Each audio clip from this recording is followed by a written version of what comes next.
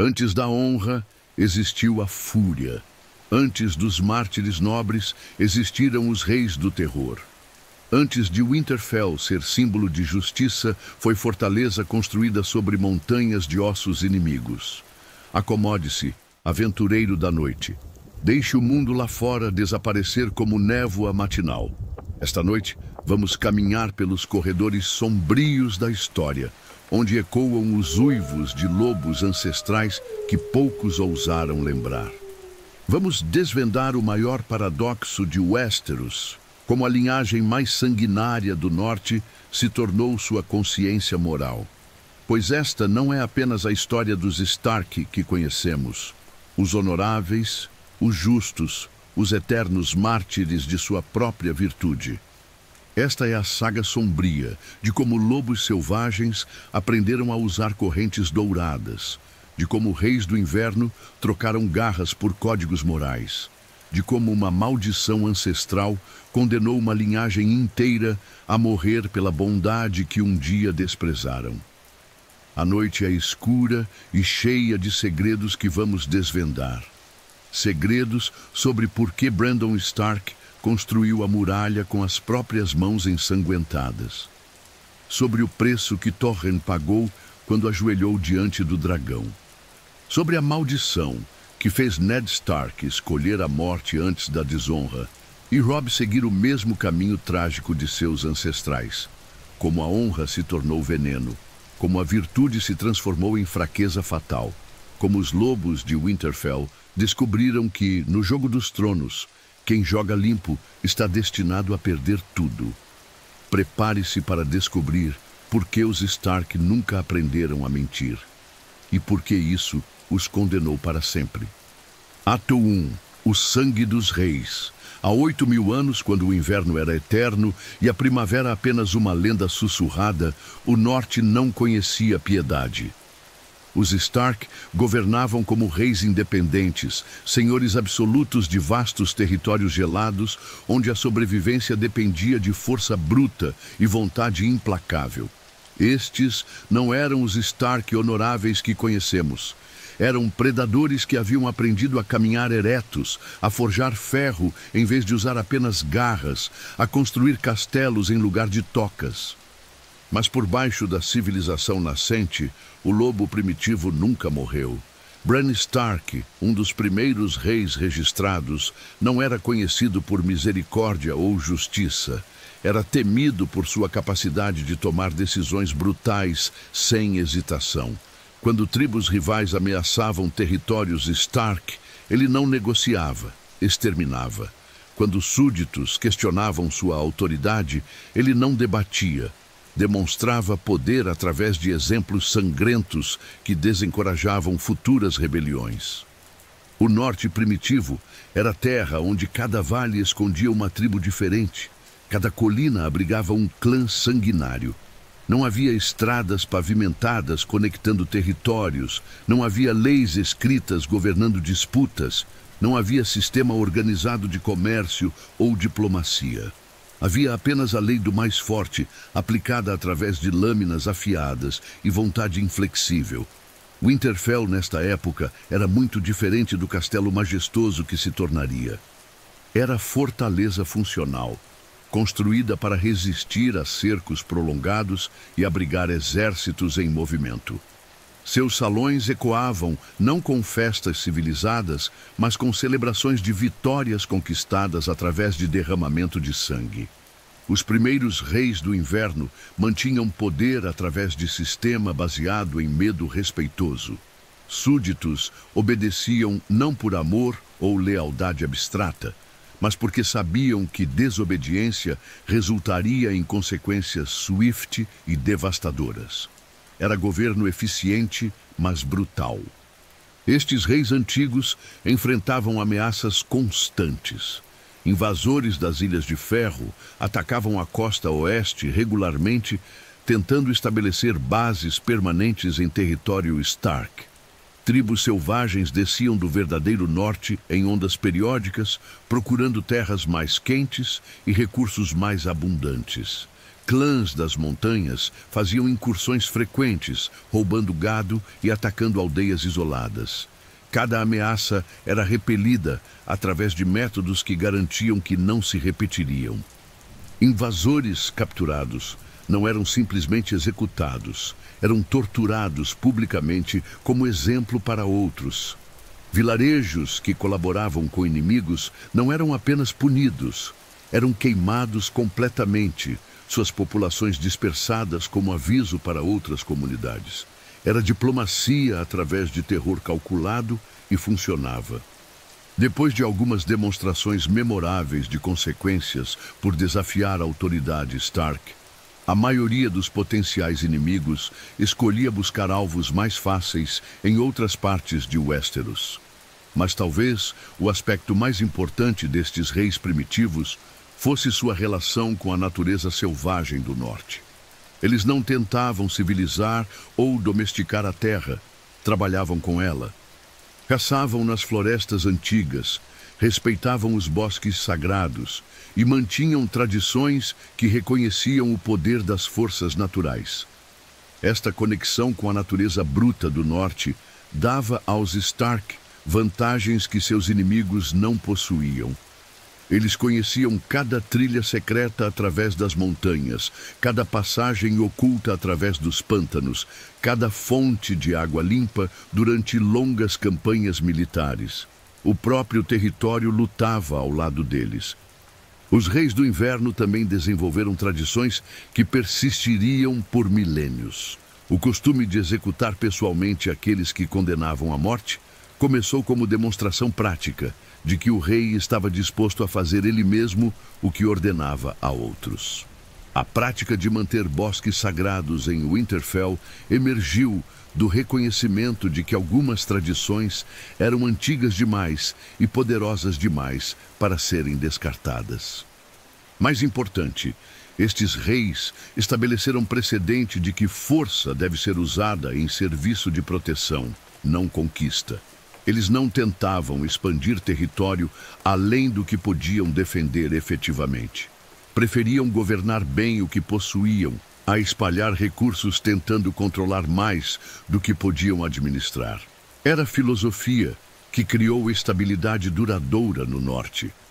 Enquanto outros reinos passavam por ciclos constantes de expansão e colapso, o norte Stark permanecia consistentemente forte porque seus reis entendiam os limites práticos do poder. Mas esta era de reis guerreiros não podia durar para sempre.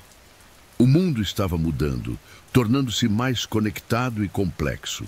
Métodos que funcionavam para governar tribos espalhadas tornar-se-iam inadequados para administrar população crescente e economia em desenvolvimento. A transição seria gradual, estendendo-se por séculos, mas quando finalmente completada, teria transformado predadores primitivos em nobres civilizados.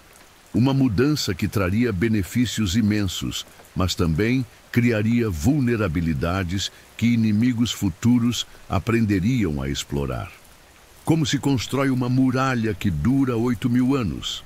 Durante os anos mais sombrios da história de Westeros, quando o inverno durou uma geração inteira e criaturas das trevas desceram do extremo norte, emergiu um Stark que seria lembrado não por conquistas em batalha, mas pela maior obra de engenharia já construída por mãos humanas.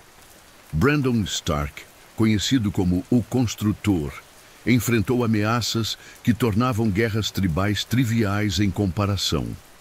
A longa noite havia trazido consigo inimigos que não podiam ser negociados, comprados ou intimidados. Eram forças que ameaçavam não apenas o norte, mas toda a vida humana em Westeros. Brandon compreendeu que métodos tradicionais Stark, força bruta e intimidação, seriam inúteis contra adversários que não sentiam medo nem dor. Precisava de solução completamente nova. Uma barreira física que separaria para sempre o mundo dos vivos do reino das trevas. A muralha de gelo não foi construída apenas com pedra e gelo comum. Brandon organizou esforço coordenado que envolveu não apenas os recursos do norte, mas contribuições de todos os reinos de Westeros. Reis que normalmente guerreavam entre si cooperaram, porque todos compreendiam que enfrentavam ameaça existencial. O projeto exigiu sacrifícios imensos. Gerações inteiras de trabalhadores dedicaram suas vidas à construção. Recursos que normalmente seriam usados para guerra, comércio ou desenvolvimento local foram direcionados para este empreendimento singular. O próprio Brandon gastou décadas de sua vida supervisionando cada aspecto da obra. Mas o custo não foi apenas material.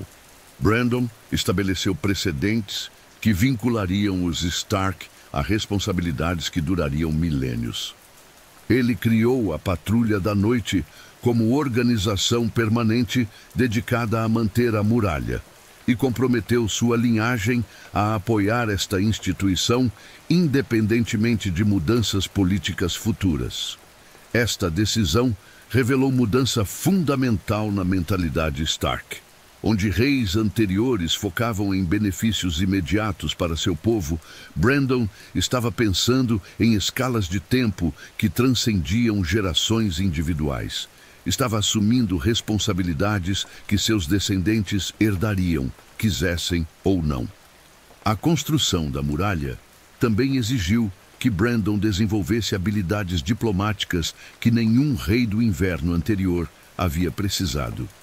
Coordenar esforços de múltiplos reinos significava negociar constantemente, fazer concessões e encontrar soluções para conflitos que ameaçavam fragmentar a coalizão.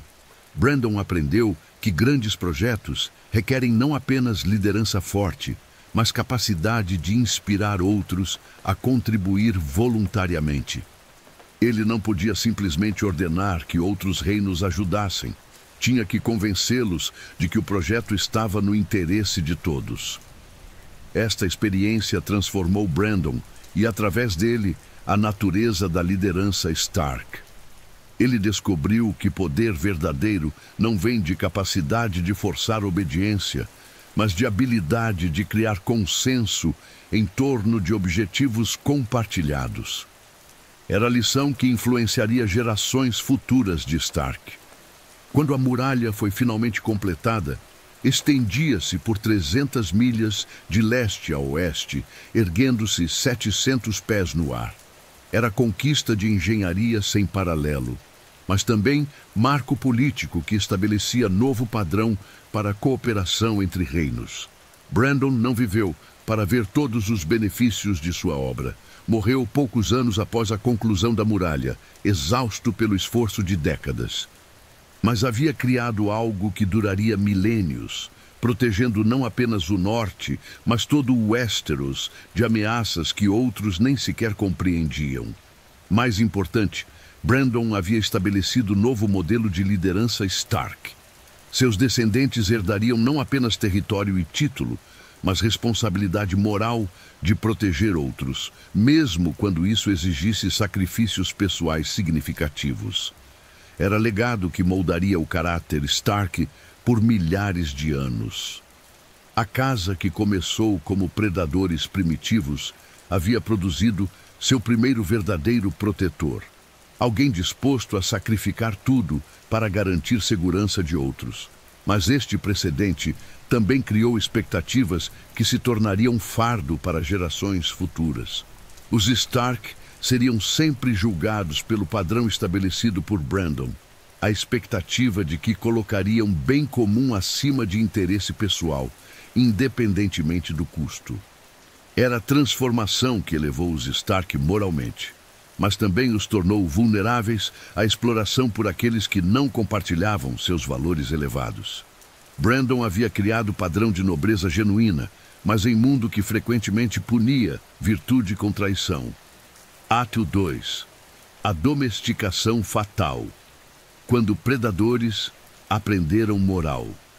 Nos séculos que seguiram a morte de Brandon, o construtor, o norte mudou dramaticamente.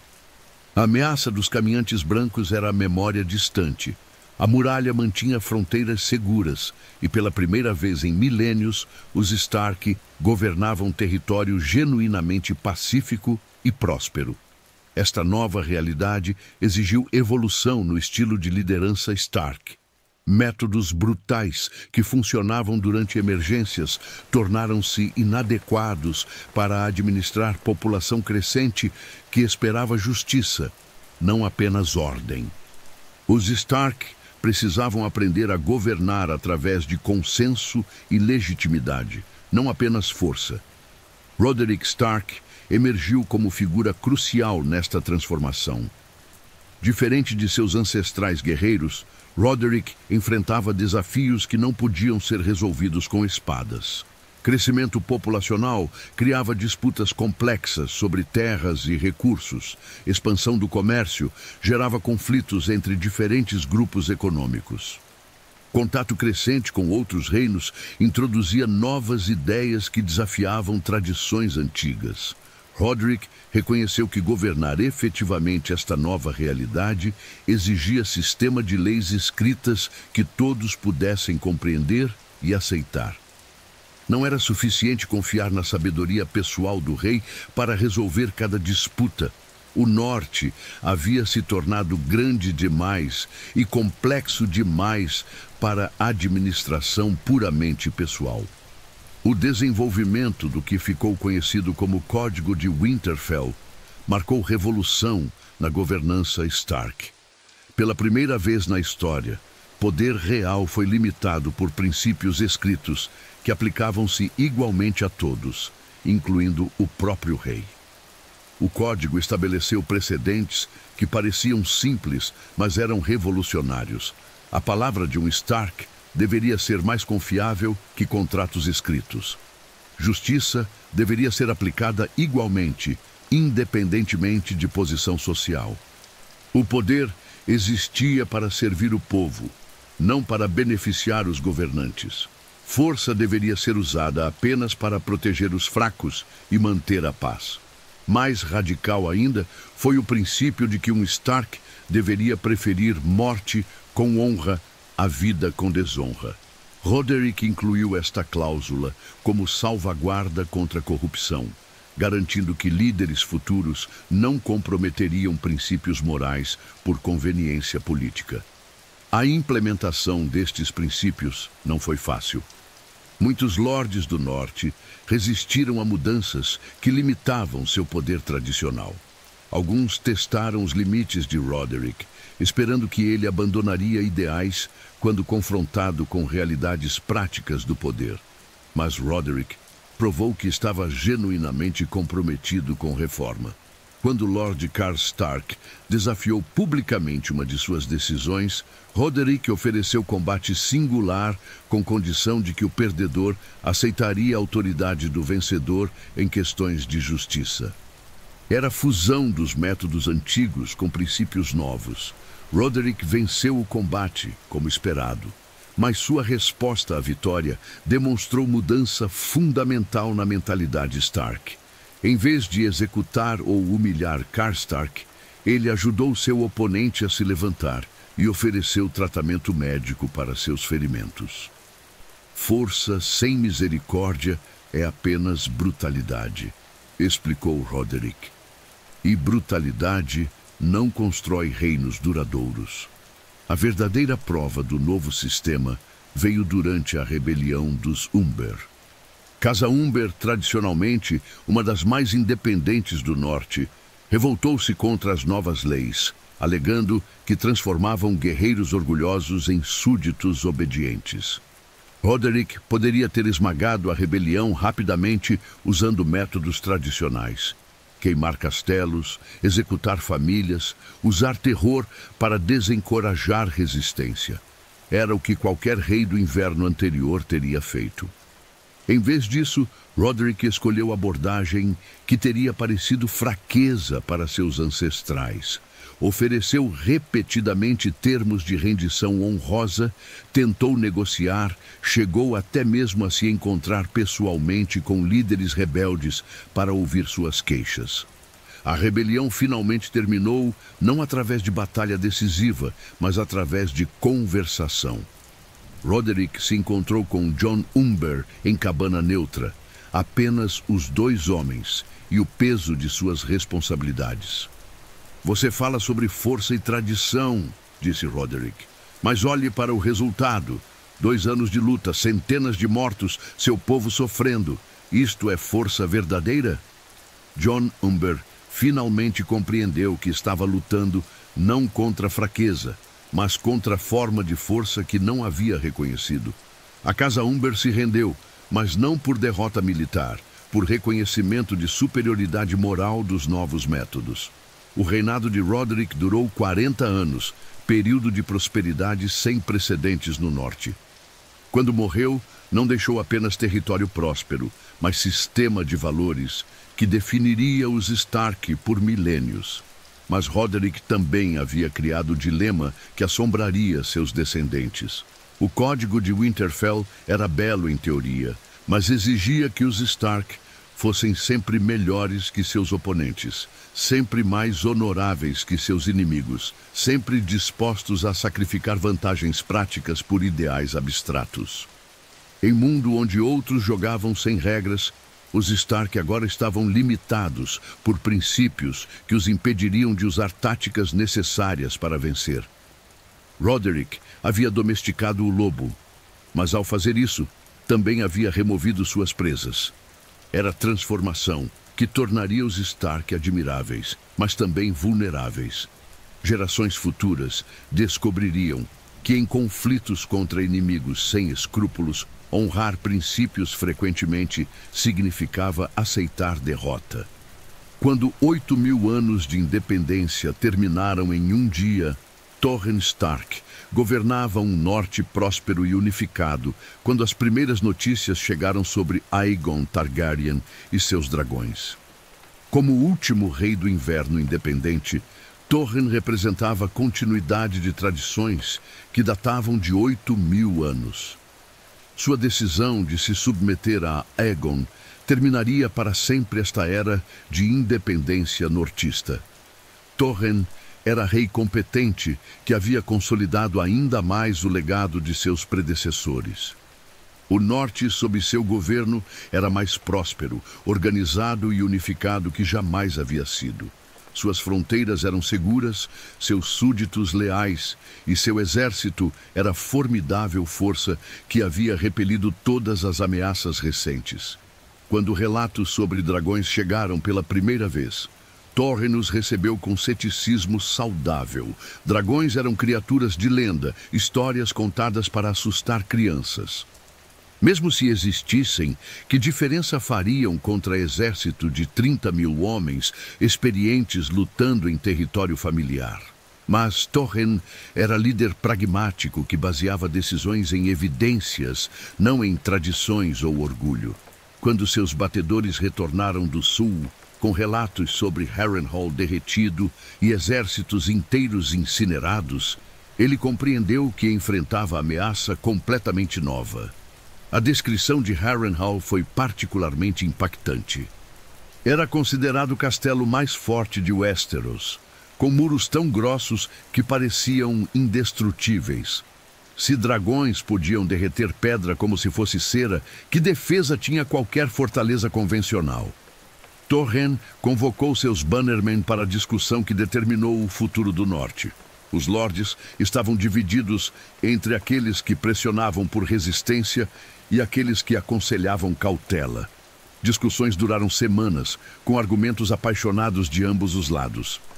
Os defensores da resistência argumentavam que o norte nunca havia se curvado diante de invasores. 8.000 anos de independência não deveriam terminar sem luta. Mesmo se dragões fossem reais, morrer lutando era preferível a viver como vassalos. Os conselheiros mais cautelosos apontavam realidades práticas. Relatos do sul descreviam destruição total de forças que resistiram aos dragões.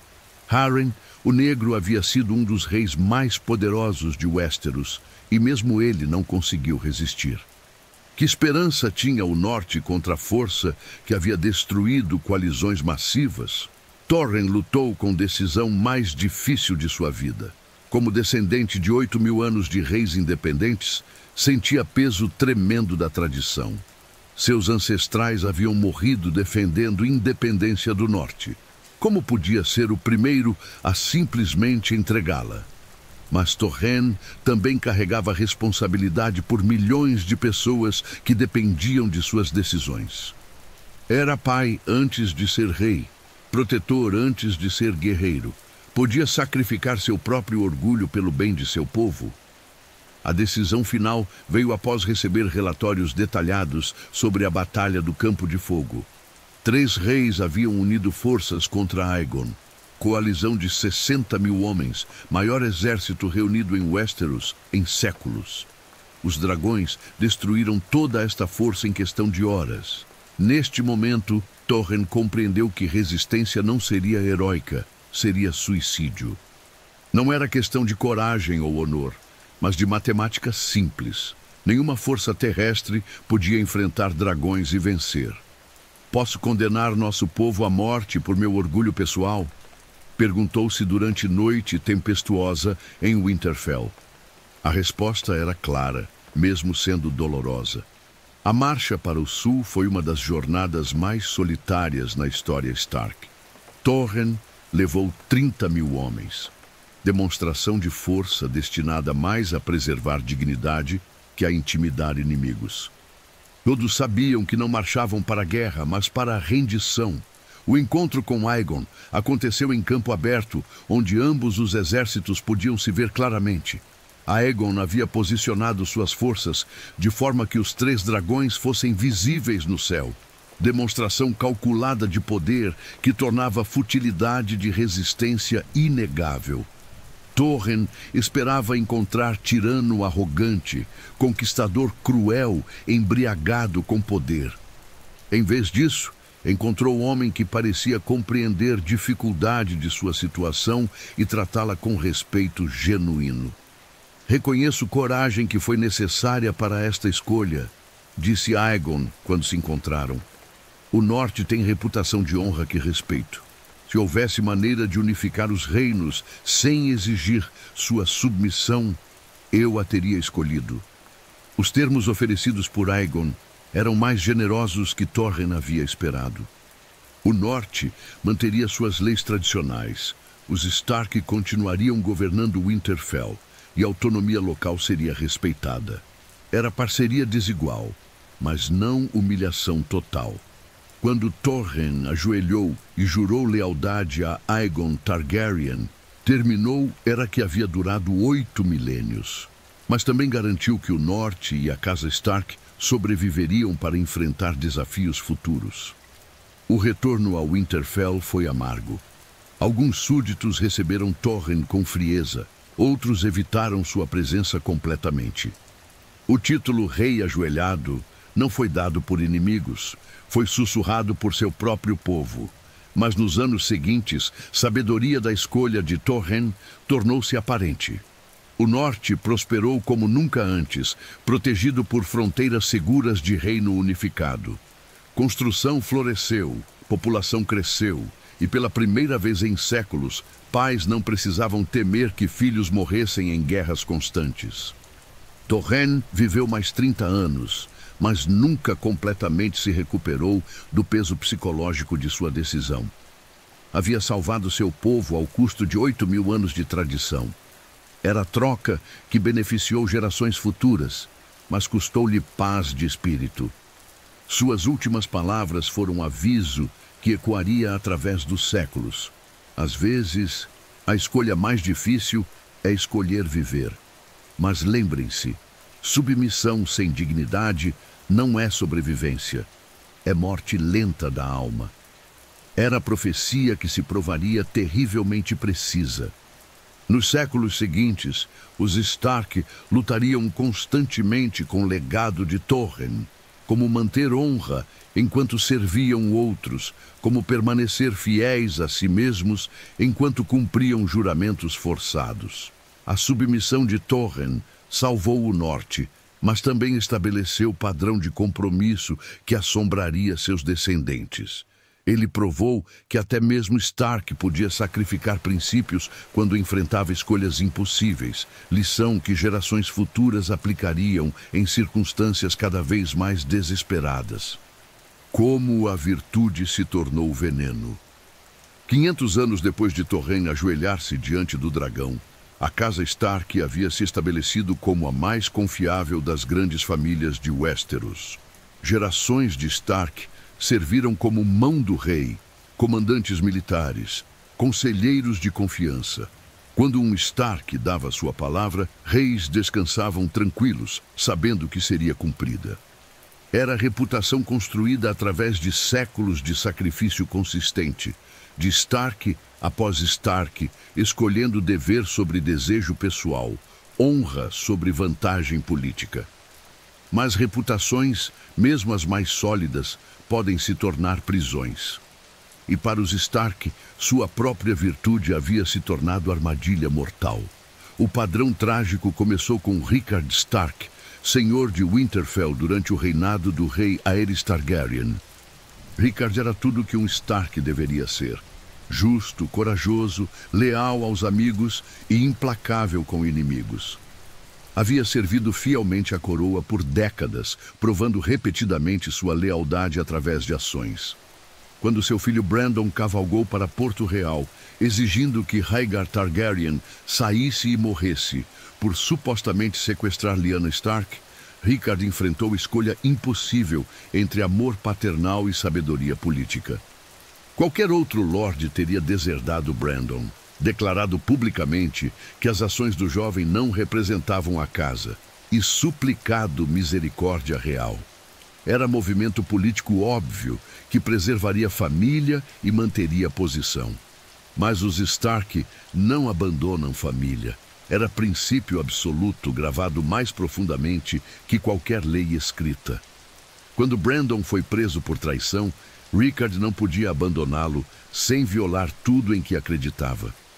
Rickard cavalgou para Porto Real, sabendo que provavelmente era armadilha, sabendo que o rei Aerys estava além da razão, mas incapaz de deixar seu filho enfrentar consequências sozinho.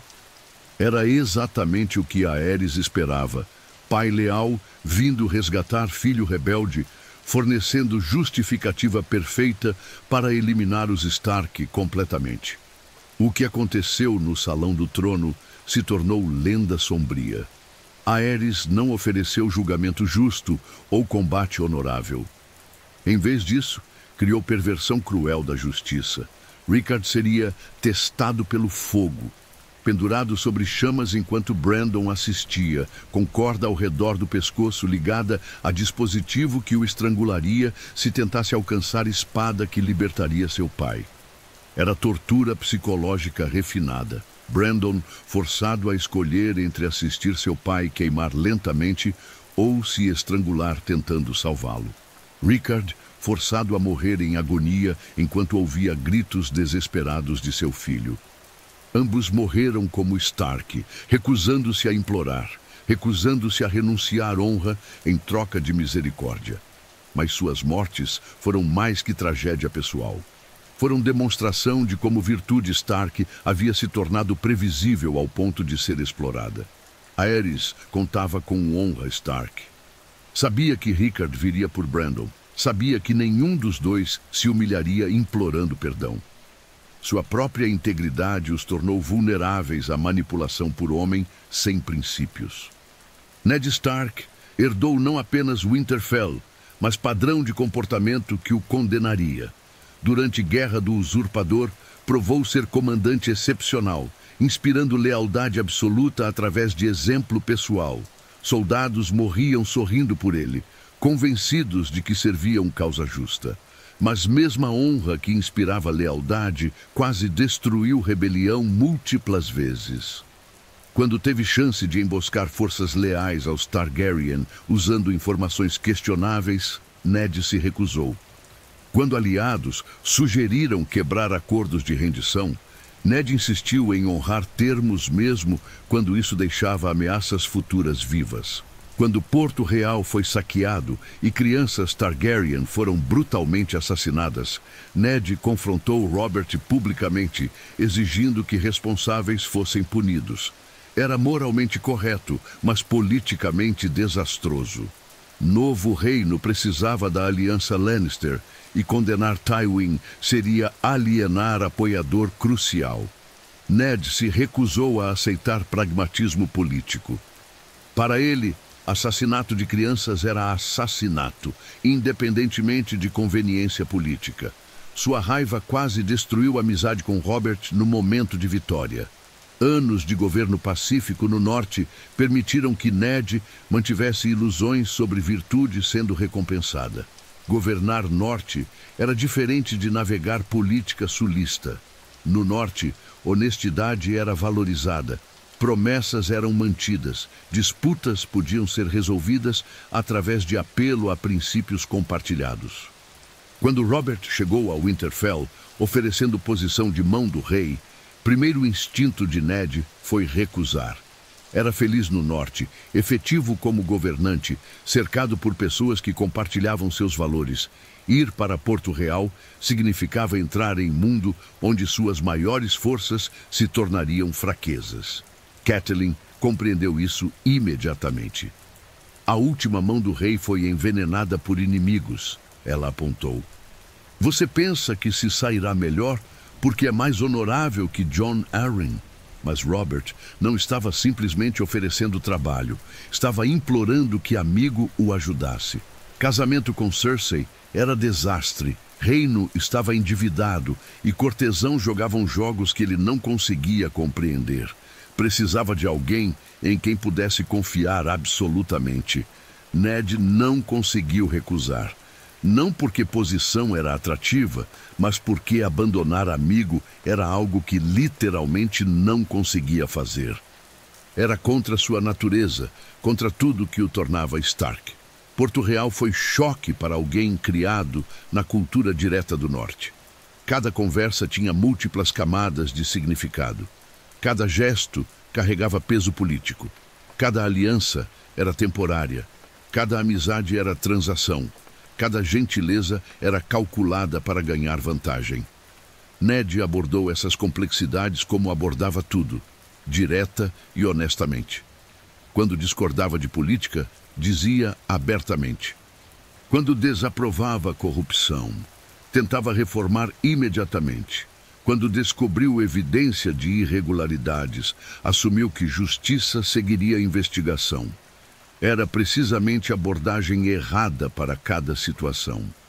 Quando Ned descobriu verdade sobre parentagem de Joffrey, sua resposta foi caracteristicamente Stark. Faria a coisa certa, independentemente de consequências pessoais. Confrontaria Cersei diretamente, daria chance para fugir com filhos. Então, revelaria a verdade para Robert e permitiria que justiça seguisse seu curso. Era plano generoso, honorável e completamente catastrófico. Ao avisar Cersei, deu tempo para preparar contra-ataque. Ao assumir que Robert se importaria mais com verdade que estabilidade, leu mal tanto amigo quanto situação política. Ao acreditar que revelação levaria à justiça, em vez de caos, demonstrou incompreensão completa de como o poder realmente funciona. Ned pensou que estava protegendo crianças ao dar rota de escape para Cersei. Na realidade, estava garantindo que essas crianças seriam usadas como armas contra sua própria família. Ned pensou que estava servindo o reino ao expor corrupção. Na realidade, estava desencadeando guerra civil que mataria centenas de milhares. Ned pensou que estava honrando Robert ao dar verdade sobre filhos. Na realidade, estava colocando amigo em posição onde verdade o destruiria. Cada boa intenção levou a resultado terrível. Quando Robert morreu, antes que Ned pudesse revelar verdade, situação tornou-se ainda mais complexa. Joffrey se tornaria rei independentemente de parentagem, mas Ned agora possuía evidência que podia deslegitimar sucessão inteira. Usar isso mergulharia reino em guerra civil. Não usar perpetuaria a mentira que ia contra tudo em que acreditava. Ned escolheu verdade, como sempre. Tentou reunir apoio através de apelo à retidão de sua causa. Certamente, lordes nobres apoiariam sucessão legítima sobre o usurpador bastardo, uma vez que evidência fosse apresentada. Certamente, pessoas escolheriam leis sobre conveniência, uma vez que verdade fosse revelada. Mas lordes nobres não estavam interessados em retidão. Estavam interessados em apoiar lado vencedor. Pessoas não estavam preocupadas com legitimidade. Estavam preocupadas com estabilidade. Verdade era irrelevante quando mentiras forneciam melhores resultados. Ned se encontrou isolado, traído por aqueles em quem confiara, capturado por forças que viam sua honestidade como admissão de culpa em vez de prova de inocência. Na análise final, o que destruiu Ned não foi maldade nos outros. Foi sua própria incapacidade de comprometer princípios quando realidade exigia flexibilidade. Cada movimento inimigo era previsível porque cada resposta de Ned era previsível. Sua virtude o tornava forte, mas também vulnerável. Quando ofereceram chance de salvar vida através de confessar traição que não cometera, primeiro instinto de Ned foi recusar. Morte era preferível à desonra, verdade mais importante que sobrevivência. Mas então vida de Sansa foi ameaçada e tudo mudou. Pela primeira vez, Ned foi forçado a escolher entre duas formas de honra: honestidade para si mesmo versus proteção da família. Ele escolheu proteção, confessando crimes que todos sabiam que não havia cometido, sacrificando reputação para salvar filha. Era a coisa mais Stark que podia ter feito, colocar família acima de dignidade pessoal. Mas também representou falha de tudo que havia tentado alcançar. Sua morte não preveniu guerra civil, garantiu isso. Sua confissão não salvou filhos, os colocou em maior perigo.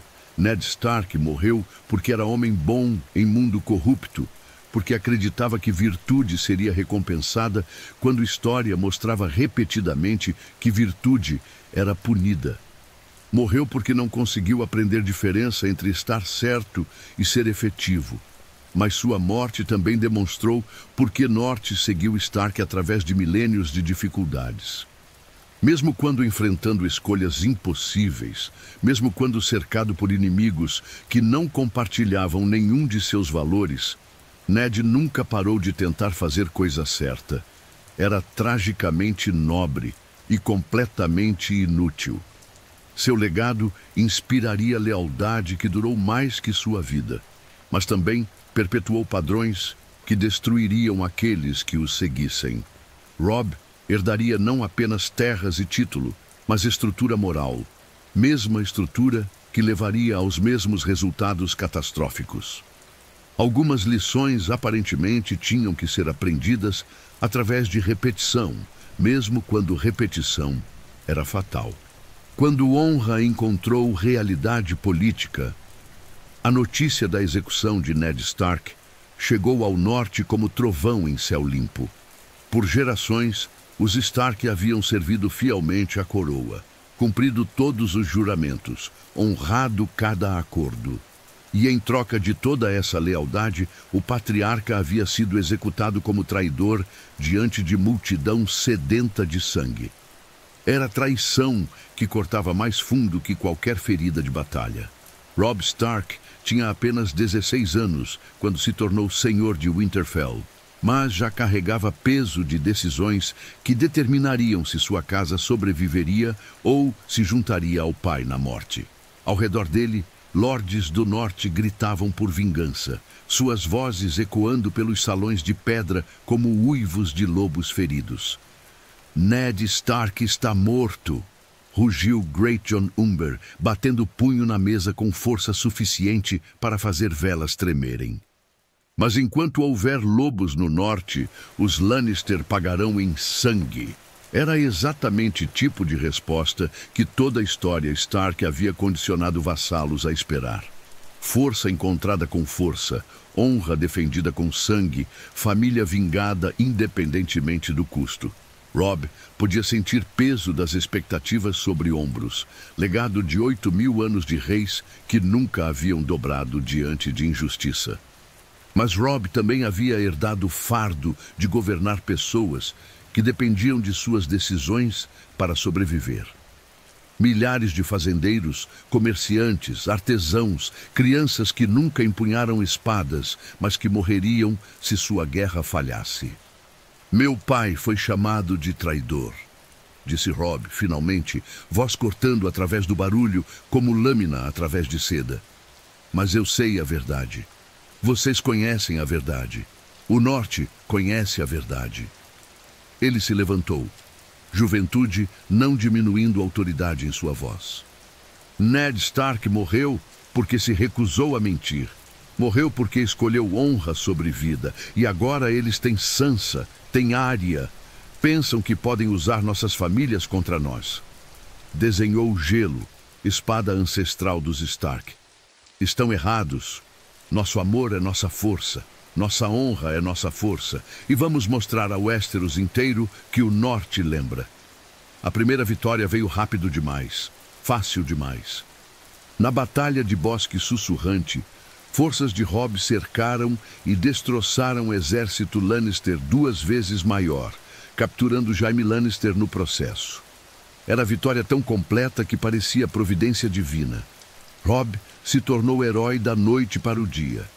O jovem lobo, sussurravam soldados enquanto marchavam, invencível como seus ancestrais. Lordes do Norte olhavam para ele com algo próximo de adoração. Aqui estava a prova de que sangue Stark ainda carregava a magia da vitória, que honra ainda era recompensada com triunfo. Era exatamente o tipo de sucesso inicial que destruiu cada Stark antes dele. A primeira rachadura apareceu durante negociações para a aliança matrimonial com Casa Frey. Walder Frey controlava a única ponte sobre Tridente, tornando sua cooperação essencial para qualquer movimento sul. Mas seus termos eram duros, noivado entre Robb e uma de suas filhas. Era arranjo político padrão, tipo que havia sido negociado inúmeras vezes através da história. Robb ganharia passagem e aliança, Freys ganhariam conexão com uma das casas mais poderosas de Westeros. Mas para Robb, arranjo parecia vender família para vantagem política. Seus pais haviam se casado por amor, não conveniência. Forçar casamento não desejado parecia exatamente o tipo de traição pragmática que havia destruído seu pai. Ele assinou o contrato de noivado, mas com reservas privadas que depois se provariam fatais. Segundo erro, veio quando Robb decidiu dividir forças. Pensamento estratégico era sólido. Manter todas as tropas juntas deixava vasto território indefeso, enquanto espalhá-las podia proteger mais terreno e potencialmente capturar forças inimigas. Mas pensamento emocional era falho. Robb enviou 2.000 homens sul com Roose Bolton, parcialmente porque Bolton era comandante competente, mas principalmente porque lidar com o pragmatismo frio de Bolton o deixava desconfortável. Melhor ter tais homens lutando batalhas distantes que sussurrando verdades desconfortáveis em seu ouvido. Terceiro erro foi mais característico da psicologia Stark.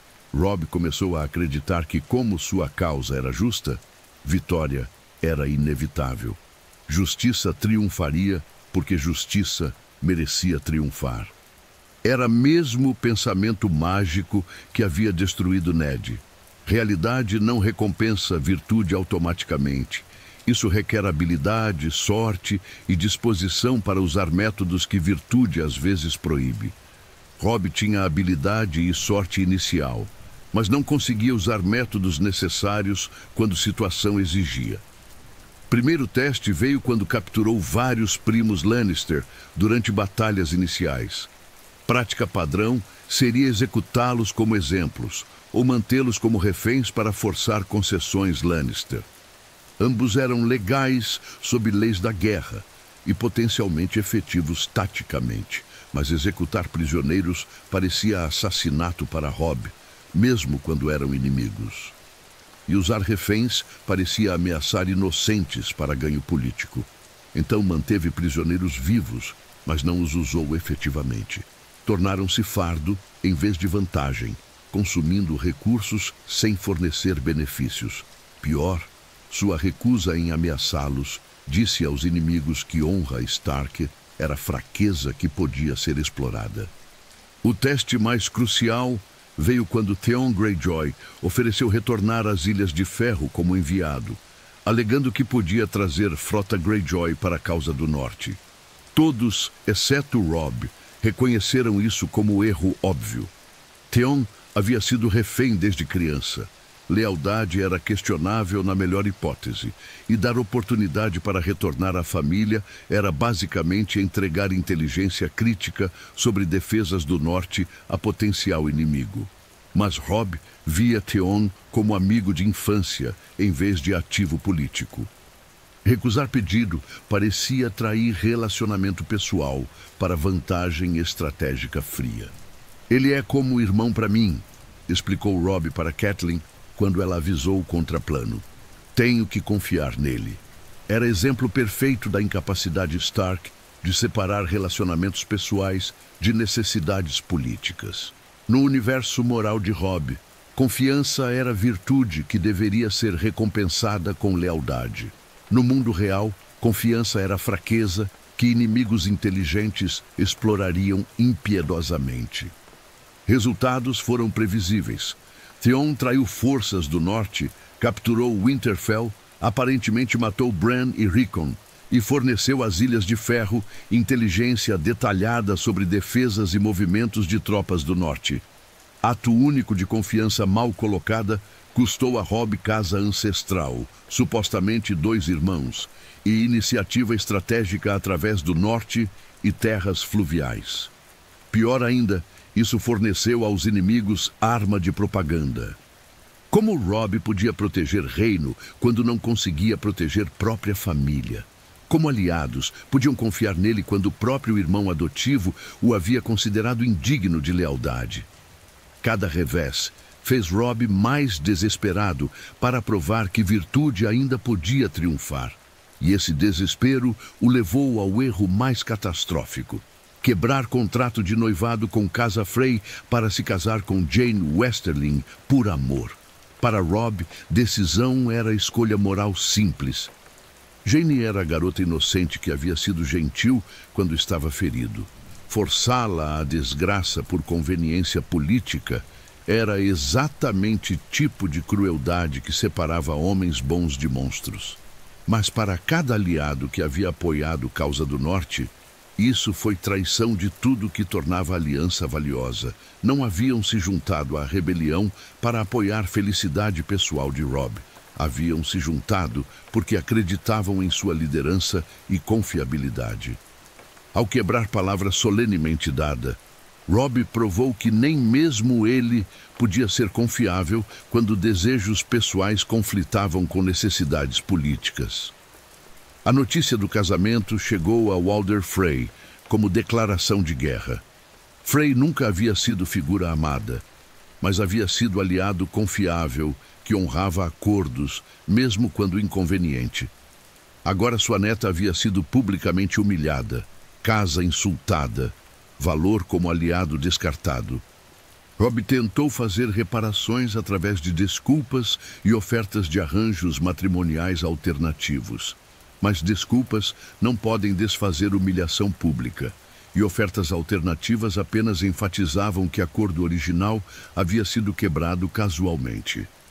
A fase final da campanha de Robb foi série de tentativas desesperadas para se recuperar de erros acumulados.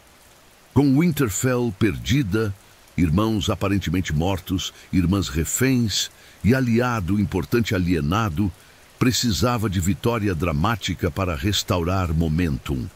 Mas vitórias dramáticas exigem riscos dramáticos, e Robb havia perdido margem de erro que permitia tais riscos. Cada movimento tinha que ser perfeito, cada aliança sólida, cada decisão impecável. era padrão impossível de manter, especialmente para comandante de 17 anos, cuja maior força era inspiração moral em vez de brilhantismo tático. O fim veio não em campo de batalha, onde Robb havia provado ser quase invencível, mas em salão de casamento, onde acreditava estar seguro entre aliados reconciliados.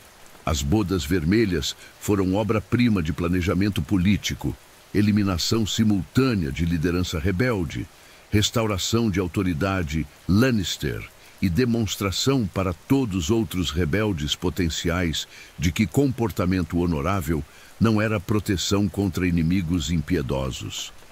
Mais importante, foram demonstração de como psicologia Stark podia ser transformada em arma contra eles.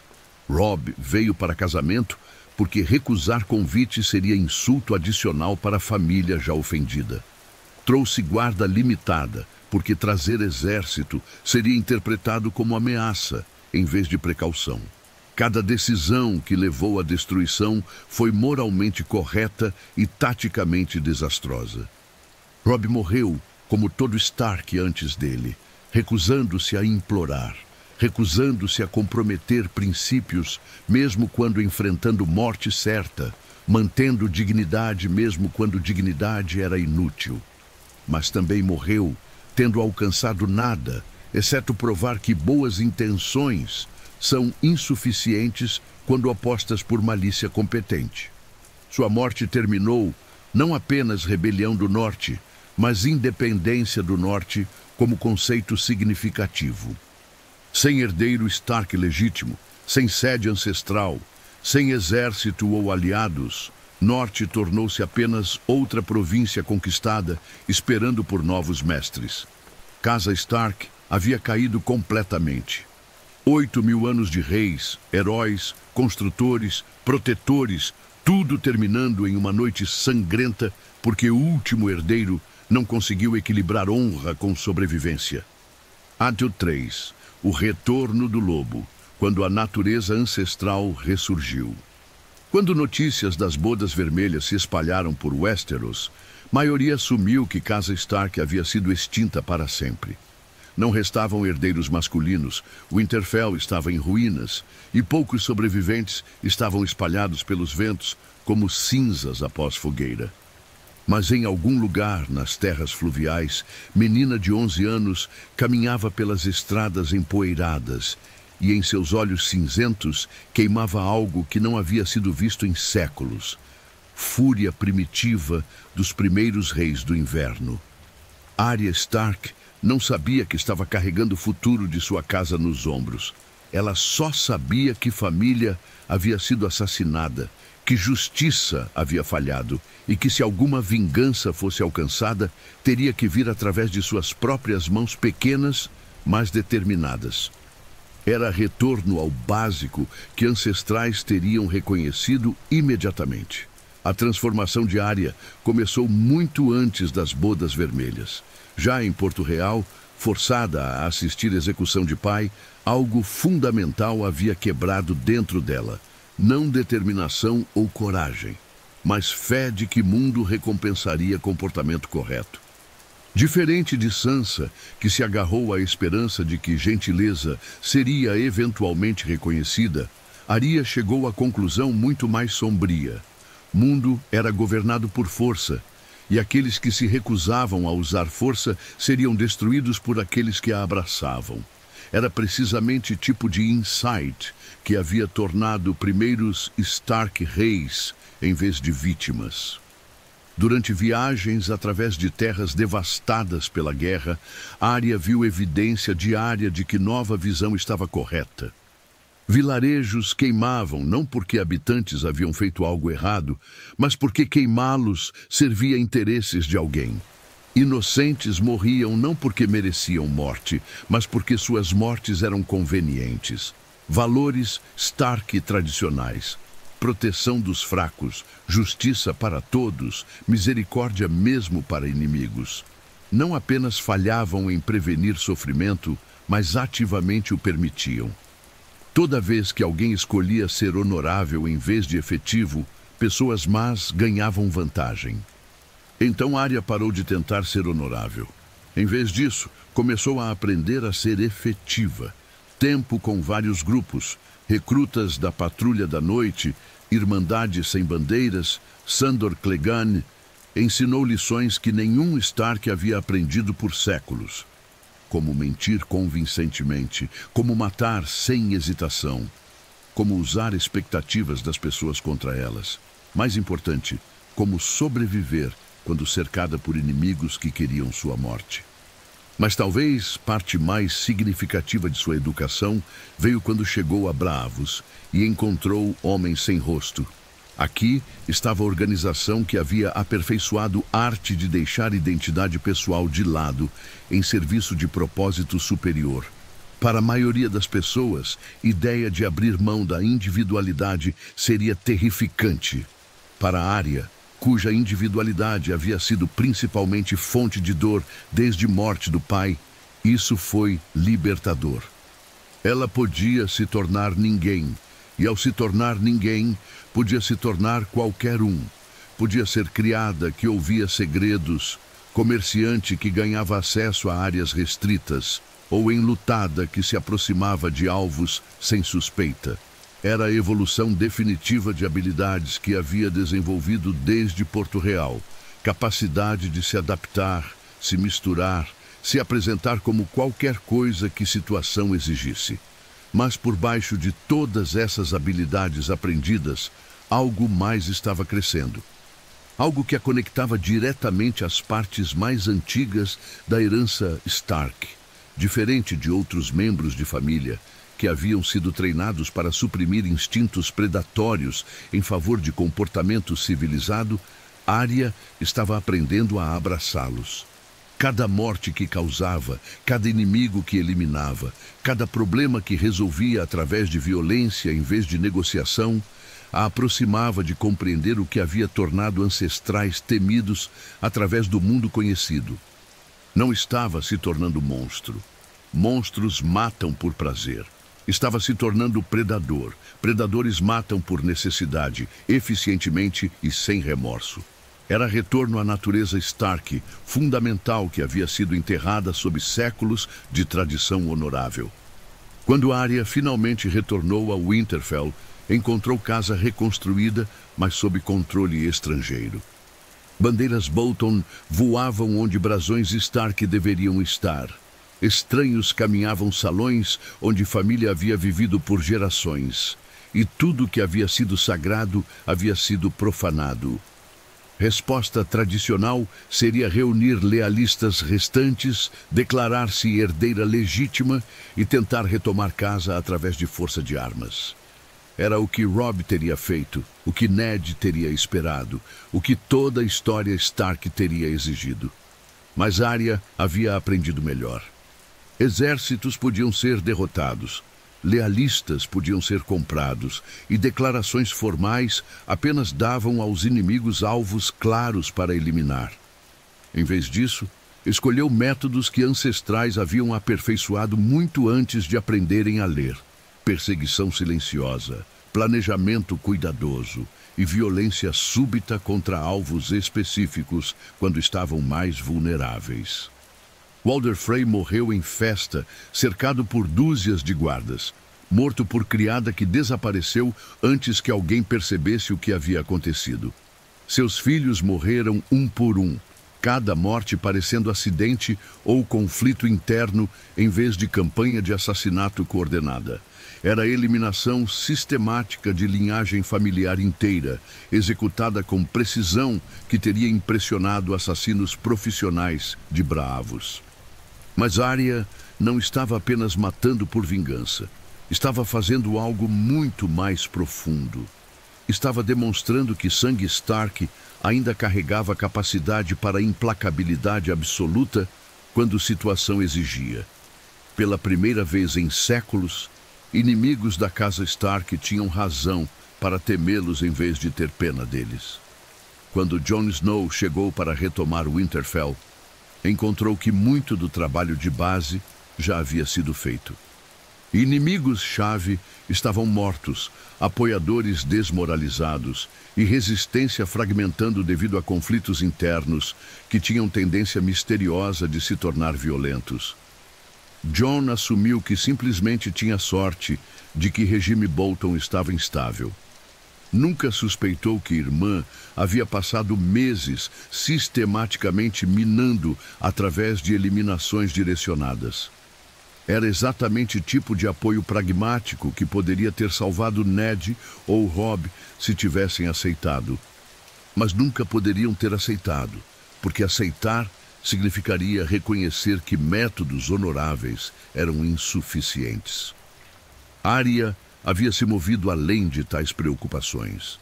Compreendia que sobrevivência da família era mais importante que pureza moral pessoal. Restauração do governo Stark em Winterfell marcou o início de nova era para a casa. Pela primeira vez em séculos, tinha um líder que combinava lealdade Stark tradicional com compreensão prática de como o poder realmente funcionava. Arya nunca carregaria nome Stark oficialmente. Essa honra iria para Jon ou Sansa, mas seria aquela garantindo que quem quer que carregasse nome tivesse apoio necessário para mantê-lo. Era retorno à parceria que havia tornado Stark antigos grandes, combinação de honra pública e implacabilidade privada, liderança civilizada apoiada por métodos não civilizados. Quando enviados chegaram de cortes sulistas, encontraram Stark que eram educados, honoráveis e confiáveis em todos os negócios. O que não viram foram olhos observando das sombras, facas prontas para emergir se tratados fossem quebrados, consequências preparadas para a traição. Antiga fraqueza Stark, honra previsível que podia ser explorada, havia sido substituída por nova força Stark. Honra aparente, apoiada por aço oculto. Inimigos não podiam mais assumir que nobreza Stark os impediria de usar métodos necessários. Quebra de alianças podia ser encontrada não apenas com protestos feridos, mas com eliminação sistemática de linhagens familiares inteiras. Tratados seriam honrados precisamente porque não honrá-los resultaria em destinos piores que derrota militar. Pela primeira vez em gerações, o inverno está chegando soava como ameaça em vez de lembrete nostálgico de glória passada. Outras casas nobres começaram a notar mudança. Pedidos para negociações eram respondidos prontamente e razoavelmente. Mas lordes que tentavam tirar vantagem de suposta ingenuidade, Stark se encontravam enfrentando consequências inesperadas. Alguns morriam em acidentes que provavelmente não eram acidentes. Outros encontravam próprios membros familiares se voltando contra eles devido a informações que haviam sido seletivamente reveladas. Alguns simplesmente desapareciam completamente, não deixando rastro, exceto medo nos corações de outros que poderiam ter considerado traições similares. Era precisamente o tipo de aplicação que havia mantido dominância Stark durante Era dos Reis do Inverno, atualizada para realidades políticas modernas. Mas mais importante, Arya representava evolução em vez de destruição dos valores Stark. Ainda protegia inocentes, ainda valorizava a família acima de tudo, ainda preferia justiça à misericórdia. Diferença era que havia aprendido a distinguir entre aqueles dignos de proteção e aqueles que os ameaçavam. A abordagem Stark tradicional havia sido tentar proteger todos, mesmo inimigos. Nova abordagem era proteger aliados eficientemente através de eliminação sistemática de ameaças. Era a moralidade mais focada, abordagem mais prática para responsabilidades antigas. No balanço final, Casa Stark, sob orientação oculta de Arya, provou ser mais efetiva que qualquer geração, desde Brandon, o construtor. Mantiveram reputação para a honra, enquanto desenvolviam reputação para a competência. Aliados podiam confiar neles completamente. Inimigos aprenderam a temê-los apropriadamente. E pela primeira vez em séculos, O norte, lembra, soava como promessa em vez de lamento. O inverno havia chegado, mas desta vez, quando neve finalmente derretesse, revelaria bandeiras Stark ainda tremulando sobre terras que ancestrais haviam governado por 8.000 anos. A selvageria havia retornado ao sangue. Mas desta vez era selvageria temperada pela sabedoria, focada pela experiência e direcionada para a preservação em vez de destruição. Os lobos de Winterfell finalmente haviam aprendido que sobreviver em mundo sem honra exigia mais que honra, exigia dentes. E assim chegamos ao fim de nossa jornada através dos corredores sombrios da história Stark. 8.000 anos de reis que se tornaram lordes, de lobos que se tornaram cães, de predadores que aprenderam gentileza e do preço terrível que pagaram por essa transformação. A história nos ensina que toda virtude levada ao extremo se torna vício.